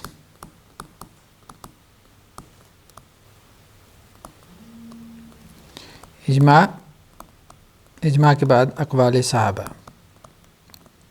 دوسرا جو مصدر شریعت جو ہے جس کو ہم ڈسکس کرنے جا رہے ہیں وہ ہے اقوال صحابہ، یعنی بنیادی مصادر میں ہم نے کتاب اللہ کو ڈسکس کیا، پہلا ہمارا مصدر شریعت، دوسرا ہم نے سنت رسول، یہ پہلا تھا، یہ دوسرا تھا، یہ تیسرا تھا اجماع، چوتھا ہم جو ڈسکس کرنے جا رہے ہیں وہ ہے اقوال صحابہ۔ اقوال صحابہ میں ہمیں ائمہ دین کے ہاں مختلف قسم کے جو ہے وہ بحثیں ملتی ہیں جس کا ہم ابھی نیچے تذکرہ کرتے ہیں۔ تو ایک بات اہم ہے وہ یہ ہے کہ اقوال صحابہ کی بحث ہم نے 3 مختلف سبجیکٹس میں پڑھنی ہے۔ ایک تو اصول حدیث میں ہم نے یہ بحث ڈسکس کی ہے ہمارے اصول حدیث کے لیکچرز میں، دوسرا جو ہے وہ ابھی ہم اصول فقہ میں اس کو ڈسکس کر رہے ہیں، اور تیسرا اصول تفسیر میں بھی ہم اس کو ڈسکس کریں گے۔ 3 مختلف ڈائمینشن سے اس کے اوپر گفتگو کی گئی ہے۔ اصول حدیث میں جب ہم نے بحث کی تھی تو آپ کے ذہن میں ہوگا کہ ہم نے کہا تھا کہ جو مرفوع حدیث ہوتی ہے، مرفوع حدیث ایک ہے مرفوع اور ایک ہے موقوف۔ مرفوع حدیث اس کو کہتے ہیں کہ جس کی سند رسول اللہ صلی اللہ علیہ وسلم تک پہنچتی ہو، اور موقوف وہ جس کی سند وقف سے یعنی ٹھہر جاتی ہو صحابی پہ۔ تو مرفوع حدیث جو ہے وہ 2 قسم کی ہوتی ہے، ایک وہ جو کہ مرفوع صریح ہو، اور ایک وہ جو کہ مرفوع حکمی ہو۔ مرفوع صریح یعنی صراحت کے ساتھ جو ہے وہ صحابی نسبت کر دے کسی قول کی، فعل کی، کسی تقریر کی رسول اللہ صلی اللہ علیہ وسلم کی طرف، اور قول، فعل اور تقریر۔ حکمی میں کیا ہوتا ہے، کوئی قول، فعل اور تقریر اس کی رسول اللہ صلی اللہ علیہ وسلم کی طرف جو نسبت ہے وہ حکمن ہو، صراحت کے ساتھ نہ ہو۔ مثال کے طور پہ حضرت علی رضی اللہ تعالیٰ عنہ نے جب نماز پڑھائی، صلاۃ جو کسوف ہے اس کی جب انہوں نے نماز پڑھائی تو انہوں نے اس میں 2 رکوع کیے، ایک رکعت کے اندر 2 رکوع کیے۔ اب یہ جو 2 رکوع ہیں، اب ان کی نسبت انہوں نے رسول اللہ صلی اللہ علیہ وسلم کی طرف نہیں کی۔ مرفوع حکمی کی مثال یہ ہے کہ صحابی جو ہے وہ کسی قول کی، فعل کی یا تقریر کی نسبت رسول اللہ صلی اللہ علیہ وسلم کی طرف جو ہے وہ صراحت سے نہ کرے، لیکن وہ جو امور ہیں وہ غیر اجتہادی امور ہوں۔ تو غیر اجتہادی امور میں مثلا فتن وغیرہ میں یا مستقبل کی جو پیشین گوئیاں ہیں، تو ان میں صحابی کا کوئی قول ہو، کوئی فعل ہو یا کوئی تقریر ہو، تو اس کو ہم یہی کہیں گے کہ جی وہ رسول اللہ صلی اللہ علیہ وسلم کی بات ہی شمار ہوگی، کیونکہ صحابی جو ہے وہ غیر اجتہادی مسائل میں اپنے اجتہاد سے کوئی بات نہیں کرتا۔ جیسے حضرت علی رضی اللہ تعالی عنہ نے جو ہے وہ جو نماز تھی صلاۃ الکسوف صلاۃ الخسوف جو تھی، اس کے اندر انہوں نے ایک رکعت میں 2 رکوع کیے۔ تو اب یہ غیر اجتہادی مسئلہ تھا، تو اس لیے اگرچہ انہوں نے رسول اللہ صلی اللہ علیہ وسلم کی طرف اس فعل کی نسبت نہیں کی، لیکن پھر بھی ہم یہی کہیں گے کہ حضرت علی رضی اللہ تعالی عنہ نے یہ اللہ کے رسول صلی اللہ علیہ وسلم سے لیا ہوگا، تو اس کو ہم مرفوع حکمی کہتے ہیں۔ اصول فقہ میں جو اس کی بحث ہے، یعنی یہاں تو یہ بحث آ گئی نا کہ اس کے صحابی کا جو قول ہے یا صحابی کا جو فعل ہے یا صحابی کی جو تقریر ہے، وہ بعض اوقات جو ہے وہ رسول اللہ صلی اللہ علیہ وسلم کی طرف اس کی نسبت ممکن ہوتی ہے۔ وہ صحابی کی بات، صحابی کا فعل، صحابی کی تقریر نہیں ہوتی، بلکہ آپ اس کی نسبت رسول اللہ صلی اللہ علیہ وسلم کی طرف بھی کر سکتے ہیں، حکماً کر سکتے ہیں۔ یہ بحث ہم نے کی ہے۔ تو جب اس کی نسبت رسول اللہ صلی اللہ علیہ وسلم کی طرف ہو سکتی ہے یا ہو جائے، حکماً ہو جائے، تو اب وہ صحابی کی بات نہیں رہ گئی، اب وہ رسول اللہ صلی اللہ علیہ وسلم کی بات ایک اعتبار سے بن گئی ہے، تو اب وہ بائنڈنگ ہے، اب وہ حجت ہے۔ ٹھیک، یہ بحث ہم کر رہے ہیں۔ دوسرا، اصول فقہ میں یہ جو بحث ہے، اس کو ہم دیکھتے ہیں کہ جی ائمہ کی آراء کے اعتبار سے، جیسے امام ابو حنیفہ جو ہیں، انہوں نے اس حوالے سے کچھ تفصیل سے بحث کی ہے۔ امام ابو حنیفہ کا کہنا یہ ہے کہ 2 قسم کے جو ہے وہ صحابہ کے اقوال ہیں۔ ایک وہ ہیں جو کہ غیر اجتہادی ہیں، یعنی صحابہ کے اقوال سے مراد ہم ابھی ان کے فتاویٰ مراد لے رہے ہیں، کیونکہ اصول فقہ کی بحث ہے نا، اصول فقہ کی بات ہے، تو اصول فقہ میں صحابہ کے فتاویٰ، صحابہ کرام ظاہری بات ہے کہ فتاویٰ جاری کرتے تھے، لوگ ان سے مسائل پوچھتے تھے، وہ اپنا فتویٰ دیتے تھے۔ تو کچھ مسائل ایسے ہیں جو کہ غیر اجتہادی مسائل ہیں، اور کچھ مسائل ایسے ہیں جو کہ اجتہادی مسائل ہیں۔ تو غیر اجتہادی مسائل میں تو صحابہ کرام کی رائے جو ہے وہ سب کے نزدیک جو ہے وہ حجت ہے، لیکن جو اجتہادی مسائل ہیں، ٹھیک ہے، کہ جن میں اختلاف ممکن ہو سکتا ہے، تو ان میں صحابہ کرام کی رائے سے جو ہے وہ اختلاف کیا جا سکتا ہے کہ نہیں، اس میں امام ابو حنیفہ کے حوالے سے جو ہے وہ 2 آراء معروف ہیں۔ ایک وہ جس کو امام کرخی نے اور امام بزدوی نے بیان کیا، وہ یہ ہے کہ امام ابو حنیفہ کی رائے یہ ہے کہ صحابہ کرام کے اجتہادی اقوال سے، صحابہ کرام کے اجتہادات سے اختلاف کیا جا سکتا ہے، اور یہی رائے بعد میں ہمیں ابن حزم کے ہاں بھی نظر آتی ہے، اور امام شوکانی کے ہاں بھی نظر آتی ہے، اور باقی دوسرے مجتہد علماء کے ہاں بھی نظر آتی ہے، اور یہی رائے ہمیں درست معلوم ہوتی ہے۔ جبکہ امام جساس اور امام سرخسی کا کہنا یہ ہے کہ امام صاحب جو ہے وہ اس کے قائل نہیں تھے۔ امام صاحب یہ کہتے تھے کہ اجتہادی معاملات میں بھی آپ صحابہ کرام کے پابند ہیں، یعنی صحابہ کے فتاویٰ سے اختلاف نہیں ہو سکتا، ٹھیک ہے، یہ امام صاحب کی رائے ہے۔ لیکن عملاً کیا ہوا ہے؟ عملاً یہ ہوا ہے کہ امام ابو حنیفہ رحمہ اللہ علیہ نے بہت سارے مسائل میں ایسے فتاویٰ دیے ہیں جو صحابہ کرام کے فتاویٰ کے خلاف جا رہے تھے۔ تو اس میں امام کرخی اور امام بزدوی یہ کہتے ہیں کہ امام صاحب نے اس لیے وہ فتاویٰ دیے کہ امام صاحب اصولی طور پہ اس بات کے قائل تھے کہ صحابہ کرام کی اجتہادی آراء سے اختلاف کیا جا سکتا ہے، ان کے فتاویٰ سے اختلاف کیا جا سکتا ہے، صرف کتاب و سنت سے اختلاف نہیں ہو سکتا، صحابہ سے اختلاف ہو سکتا ہے۔ ہاں، اگر کسی مسئلے میں صحابہ کا اتفاق ہو جائے تو پھر ان کا فہم حجت ہے، پھر ان سے اختلاف نہیں ہے، لیکن اگر صحابہ خود ہی ایک مسئلے میں اختلاف کر رہے ہوں تو پھر بعد میں آنے والوں کو بھی صحابہ سے اختلاف کرنے کا حق حاصل ہے۔ لیکن امام جساس اور امام سرخسی یہ کہتے ہیں کہ امام ابو حنیفہ کے وہ فتاویٰ جو کہ صحابہ کرام کے فتاویٰ کے خلاف ہیں، تو ان کی اصل میں توجیہ یہ ہے کہ امام صاحب کو صحابہ کرام کے وہ فتاویٰ نہیں پہنچے ہوں گے، اس لیے انہوں نے صحابہ کرام کے فتاویٰ کے خلاف فتاویٰ جاری کر دیے، جبکہ اصولی طور پہ وہ صحابہ کے اقوال کے خلاف جانے کے قائل نہیں تھے، بھلے صحابہ کے اقوال جو ہے وہ اجتہادی ہی کیوں نہ ہوں۔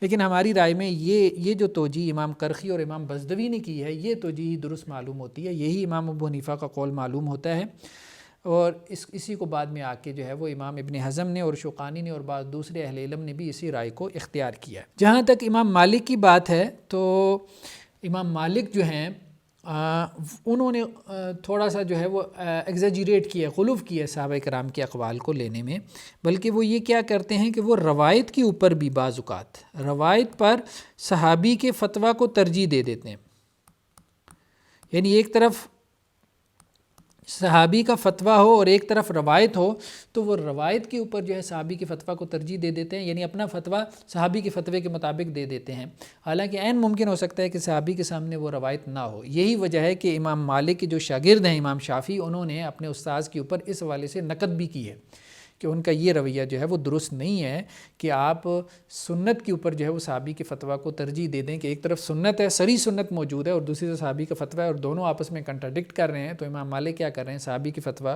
کو لے رہے ہیں۔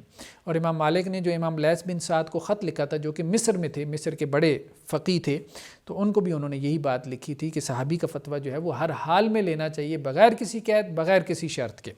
لیکن یہ ہے کہ عام طور پہ جو فقہا کا قول ہے وہ یہی ہے کہ کتاب اللہ، سنت رسول، اس کے بعد جو ہے وہ صحابہ کرام کے اقوال، جیسا کہ امام ابو حنیفہ بھی کہتے ہیں کہ ہم مسئلہ جو ہے وہ کتاب اللہ میں دیکھتے ہیں، پھر سنت رسول میں، اور اس کے بعد اگر ہمیں نہ ملے تو ہم صحابہ کرام کے اقوال کی طرف آ جاتے ہیں۔ اسی طرح ہم دیکھتے ہیں امام شافعی کو کہ امام شافعی بھی یہی بات کہتے ہیں کہ کتاب و سنت میں مسئلہ دیکھیں، اگر اس میں نہ ملے تو اجماع میں دیکھیں۔ یعنی امام ابو حنیفہ کے نزدیک جو ہے وہ کیا ہے؟ کتاب اللہ ہے، سنت رسول ہے، ٹھیک ہے۔ مصادر شریعت کیا ہیں؟ کتاب اللہ، سنت رسول، اور پھر اس کے بعد اقوال صحابہ، ٹھیک ہے۔ تو امام شافعی نے کیا بات کہی؟ کتاب اللہ ہے، سنت رسول ہے، پھر اس کے بعد کیا ہے؟ اجماع ہے، پھر اس کے بعد کیا ہے؟ اقوال صحابہ، ٹھیک ہے۔ امام احمد نے بھی آ کے یہی بات کی ہے کہ سب سے پہلے اگر کوئی مسئلہ مجھے درپیش آتا ہے تو میں کتاب اللہ میں دیکھتا ہوں، پھر اس میں نہیں ملتا تو سنت رسول میں دیکھتا ہوں، اس میں نہیں ملتا تو وہ یہ کہتے ہیں خلفائے راشدین کی رائے دیکھتا ہوں، خلفائے راشدین کی رائے۔ اگر اس میں نہ ملے تو پھر جو ہے وہ میں عام صحابہ کی آراء کی طرف جاتا ہوں۔ تو یہ امام شافعی کے ہاں بھی ہے، امام احمد، یعنی تمام ائمہ جو ہے وہ گویا کہ اقوال صحابہ کو اہمیت دیتے، اہمیت ضرور دیتے ہیں۔ کتاب و سنت کے بعد جو ہے وہ صحابہ کرام کے اقوال جو ہے وہ ان کو اہمیت ضرور دیتے ہیں، لیکن اختلاف اس میں ہو گیا کہ صحابہ کرام کی رائے حجت ہے کہ نہیں ہے۔ تو اس میں جو جمہور فقہا ہیں، جمہور فقہا یہی کہتے ہیں کہ اگر صحابہ کرام کا کنسنسس ہو گیا، صحابہ کرام کا اتفاق ہو گیا، اگر کسی مسئلے میں اجماع ہو گیا تو پھر تو ان کی رائے سے اختلاف درست نہیں ہے۔ لیکن صحابہ کرام کا اگر آپس میں جو ہے وہ اختلاف ہو گیا تو اب ان کی رائے سے جو ہے وہ اختلاف ممکن ہے۔ لیکن بعض فقہا یہ کہتے ہیں کہ اگر صحابہ کرام کا آپس میں اختلاف ہو بھی جائے تو پھر بھی ان کی رائے سے جو ہے وہ اختلاف نہیں کرنا چاہیے، مطلب ان کی رائے سے باہر نہیں جانا چاہیے۔ اگر کسی مسئلے میں صحابہ کرام کے 2 اقوال ہیں، 3 ہیں، تو ان 2 یا 3 اقوال میں سے جو ہے وہ کسی ایک قول کو آپ جو ہے وہ اختیار کر لیں، صحابہ کی رائے سے جو ہے وہ آپ باہر نہ جائیں۔ لیکن امام مالک نے صحابی کے فتویٰ کو بہت زیادہ اہمیت دی ہے، بلکہ اس کو سنت کے اوپر بھی بعض اوقات وہ ترجیح دے دیتے ہیں، جو ہمارے نزدیک جو ہے وہ درست رویہ نہیں ہے۔ لیکن یہ ہے کہ صحابہ کرام کے اقوال کے حوالے سے جو قول ہمیں مل رہا ہے متوازن، وہ امام ابو حنیفہ رحمہ اللہ علیہ کے ہاں، کہ جب صحابہ کرام کا کسی مسئلے میں اتفاق ہو جائے تو پھر تو ان کے اجماعی فتویٰ سے جو ہے، متفق علیہ فتویٰ سے جو ہے وہ اختلاف نہیں کرنا چاہیے۔ لیکن اگر صحابہ کا کسی مسئلے میں اختلاف ہو گیا، 2-4 آراء ان میں موجود ہیں، تو پھر بعد میں آنے والے علماء بھی صحابہ کرام سے اختلاف کر سکتے ہیں۔ زیادہ سے زیادہ آپ یہ کہہ سکتے ہیں کہ کوشش کرنی چاہیے کہ صحابہ کرام کے ساتھ انسان اپنے آپ کو جو ہے وہ جوڑے رکھے، لیکن بہرحال ان کی رائے جو ہے وہ بائنڈنگ نہیں ہے، ہم اس کو حجت قرار نہیں دے سکتے۔ اصول تفسیر میں ہم یہ بات پڑھیں گے، ایک ہے درایت تفسیری اور ایک ہے درایت اجتہادی، ٹھیک ہے۔ درایت تفسیری جو ہے، درایت اجتہادی، صحابہ کرام کی جو درایت تفسیری ہے یہ حجت ہے، درایت اجتہادی جو ہے وہ حجت نہیں ہے۔ یعنی درایت تفسیری سے مراد یہ ہے کہ قرآن مجید کے کسی لفظ کی جب لغوی تفسیر صحابہ کرام کرتے ہیں، لغوی تفسیر یعنی تفسیر تبری وغیرہ آپ اٹھا کے دیکھیں تو اس میں یہی انداز ہوتا ہے صحابہ کرام کا کہ قرآن مجید کا یہ لفظ ہے اور اس کا یہ معنی ہے، یہ لفظ ہے، یہ معنی ہے۔ تو صحابہ کرام چونکہ ان کی زبان میں قرآن مجید نازل ہوا تھا اور وہ عربی زبان کے اس امت میں سب سے بڑے عالم ہیں، یعنی وہ ان کی عربی تھی، ان کی زبان تھی جس میں قرآن مجید نازل ہو رہا تھا، تو اس لیے اگر قرآن مجید کی زبان میں، زبان دانی میں ان کا کوئی قول مل جائے اور وہ یہ کہیں کہ اس لفظ کا یہ معنی ہے، تو پھر ان کے قول کو ترجیح دی جائے گی، بھلے بعد میں آنے والے مفسر قرآن بہت بڑے شاعر ہوں، بہت بڑے ادیب ہوں، بہت بڑی جو ہے وہ لنگوسٹکس میں ان کا مقام اور مرتبہ ہو، بہت بڑے لغوی ہوں، تو ان کی رائے کا کوئی اعتبار نہیں ہوگا. یعنی درایت تفسیری صحابہ کرام کی لغوی تفسیر جو ہے وہ حجت ہے، لیکن قرآن مجید کی آیات کی تفسیر میں اگر انہوں نے کسی چیز کو، کسی فہم کو، آیت کا فہم جو ہے وہ بطور ایک اپنی تفسیر کے طور پہ نقل کیا ہے، اجتہاد کے طور پہ، آیت کے فہم کے طور پہ نقل کیا، تو اس سے اختلاف کی گنجائش جو ہے وہ موجود ہے. جہاں تک اس کی حجیت کی بحث ہے تو صحابہ کرام کے اقوال ہمارے لیے حجت ہیں. اس کی کیا دلیل ہے؟ تو قرآن مجید میں مختلف آیات ہیں، جیسے والسابقون الاولون من المہاجرین والانصار والذین اتبعوہم بإحسان رضی اللہ عنہم ورضوا عنہ.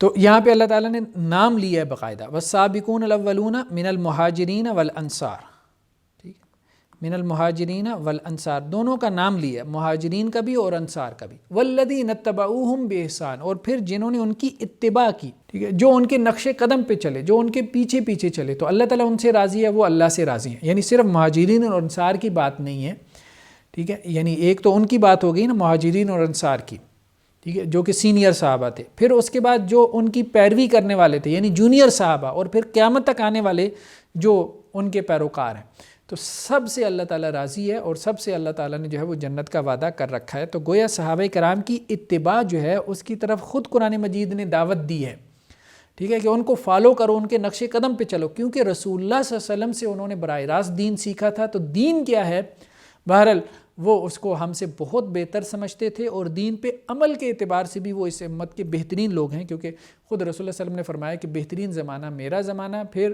میرے بعد یعنی صحابہ کا، پھر اس کے بعد کا زمانہ یعنی تابعین کا زمانہ.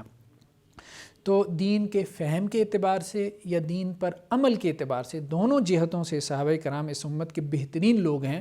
تو اس لیے بہرحال وہ قابل اتباع ہیں، ان کو فالو کرنا چاہیے، ممکن حد تک ان سے اختلاف سے جو ہے وہ پرہیز کرنا چاہیے. تو اس کے ساتھ ہی ہمارا جو اقوال صحابہ کا یعنی یہ جو دوسرا ہے کہ صحابہ کرام کے اقوال یہ بھی سورس آف شریعہ بنتے ہیں. مطلب کتاب اللہ اور سنت رسول میں جب ہم کوئی مسئلہ دیکھتے ہیں، اس کے بعد ہمیں اجماع کی کتابوں میں دیکھنے کے ساتھ ساتھ صحابہ کے فتاویٰ میں بھی دیکھ لینا چاہیے. اور اس حوالے سے ایک بہت اچھا کام جو ہے ہمارے ہاں دکتور قلعہ رواس جی انہوں نے کام کیا، اور بہت اچھا ہے. رواس جی، قلعہ رواس جی، اس کو آپ گوگل کر سکتے ہیں، یہ آپ کو مل جائے گا. جیسے انہوں نے مختلف صحابہ کی فقہ مرتب کر دیں، فقہ عمر جیسے، فقہ عبداللہ بن عباس، یعنی ان کے انسائکلوپیڈیاز انہوں نے تیار کر دیے. حضرت عبداللہ بن عباس نے جتنے فتاویٰ دیے تھے ان کا انسائکلوپیڈیا بنا دیا. فقہ جو ہے وہ عمر، فقہ ابو بکر، فقہ عثمان، یہ بہت بڑا کام ہے. یعنی جہاں ائمہ کی جو ہے وہ فقہ مرتب کی گئی ہیں، لوگوں نے اس کے لیے محنتیں کی ہیں، ان کو پبلش کیا، شائع کیا. تو صحابہ کرام تو بہت زیادہ اس کا حق رکھتے تھے کہ ان کی فقہوں کو مرتب کر کے، آسان کر کے، ان کی جو ہے وہ انڈیکسیشن کر کے ان کو پبلش کیا جاتا. اور یہ جو ہے وہ بہت عرصے سے یہ کام پینڈنگ میں پڑا ہوا تھا، اور اس امت میں اللہ تعالیٰ نے ان کو حضرت قلعہ رواس جی جو ہے وہ دکتور قلعہ رواس جی، حالانکہ ان کا اصل میں فیلڈ اسلامک سٹڈیز نہیں ہے، لیکن اللہ تعالیٰ کسی سے کام لے لیتا ہے. تو بہرحال یہ بہت بڑا کام ہے کہ انہوں نے صحابہ کرام، فقہ عبداللہ بن عمر، فقہ عبداللہ بن مسعود، تمام کبار صحابہ کے جو فقہی جو ان کے مطلب ذخیرے تھے، ان کو انہوں نے ایک جگہ جمع کر دیا. مختلف جو ہے وہ کتابیں جو آثار کی ہیں، اسی طرح سے جو ہے وہ مختلف جو احادیث کی کتابیں ہیں، ان سے ان کے فتاویٰ کو جمع کر کے ایک جگہ پہ کمپائل کر دیا. تو یہ ایک بڑا کام ہے. جن لوگوں نے جو ہے وہ صحابہ کرام کے فتاویٰ کا مطالعہ کرنا ہو تو وہ ضرور جو ہے وہ ان کا مطالعہ کریں. یعنی ایک مفتی کو بھی فتویٰ دیتے ہوئے یہ کوشش کرنی چاہیے، جہاں وہ یہ دیکھتا ہے کہ جی میں فقہ المقارن کی کتابیں جو ہے وہ دیکھ لوں، یعنی مختلف فقہاء کی آراء دیکھ لو، امام مالک نے یہ کہا، امام شافعی نے یہ کہا، تو بہت اس سے بہتر ہے کہ ہم اس سے پیچھے بھی جائیں. جب مفتی نے فتویٰ دینا ہو تو وہ یہ بھی دیکھے کہ حضرت عمر نے کیا کہا، حضرت ابو بکر نے کیا کہا، حضرت عثمان نے کیا کہا، حضرت علی نے کیا کہا. اس چیز کو رواج دینا چاہیے، اور یہ ہمارے یہاں بدقسمتی سے یہ چیز رائج نہیں ہے. ہم فقہاء پہ جا کے رک جاتے ہیں، جبکہ فقہاء سے پہلے جو ہے وہ ان سے بڑے فقہاء موجود ہیں جو فقہائے صحابہ ہیں، ان کی رائے تک جانا چاہیے. اور جب بھی جو ہے وہ مفتیان کرام فتاویٰ دیں تو جہاں اپنے فتاویٰ میں وہ مختلف فقہاء کی آراء کو بیان کریں، وہاں وہ صحابہ کی آراء، فقہائے صحابہ کی آراء کو بھی بیان کرنے کا اہتمام کریں. یہ بہت ضروری ہے. صرف ایک اصولی بحث کر دینے سے کہ جی صحابہ کی رائے کی بڑی اہمیت ہے، بڑی اہمیت ہے، اس سے کوئی فائدہ حاصل نہیں ہونے والا. جب تک کہ آپ باقاعدہ جو ہے وہ صحابہ کی آراء کو اہمیت نہیں دیں گے اپنے فتاوا میں۔ تو آج کے لیے اتنا ہی کافی ہے، انشاءاللہ نیکسٹ ٹائم ہم پھر جو ہے وہ اس سے اگلے جو مصدر ہے یعنی قیاس کی جو بات ہے اس کے اوپر گفتگو کریں گے۔ سبحانک اللہم و بحمدک، نشہد ان لا الہ الا انت، نستغفرک و نتوب الیک۔